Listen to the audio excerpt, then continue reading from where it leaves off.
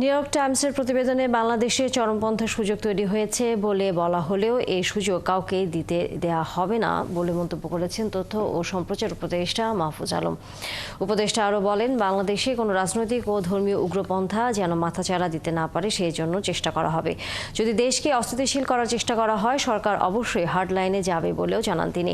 আজ কুমিল্লা সদর দক্ষিণ উপজেলার উত্তর রামপুর গ্রামে মাসুম মিয়ার কবর জিয়ারত ও পরিবারের সাথে সাক্ষাৎ শেষে সাংবাদিকদের তিনি এসব কথা বলেন। উপদেষ্টা আরও বলেন, শহীদদের আকাঙ্ক্ষার বাংলাদেশ বিনির্মাণে এ সরকারের চেষ্টা আছে। গণমাধ্যমের সংস্কার প্রসঙ্গে তিনি বলেন, গণমাধ্যমের একটি গুণগত সংস্কারের জন্য এই সরকার চেষ্টা চালাবে।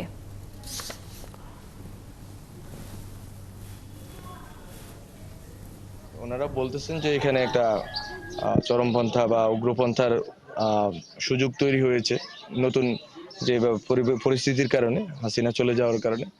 আমরা মনে করি যে এটা সুযোগটা নিতে দেওয়া হবে না। এটা আমাদের সরকারের পক্ষ থেকে অবস্থান হচ্ছে, এই সুযোগ কাউকে নিতে দেওয়া হবে না। বরং বাংলাদেশের যে গণতান্ত্রিক ব্যবস্থা আছে, এই গণতান্ত্রিক ব্যবস্থা সুরক্ষা এবং গণতান্ত্রিক পদ্ধতি তে দেশ পরিচালনার ক্ষেত্রে আমরা খুবই বলিষ্ঠ ভূমিকা রাখবো।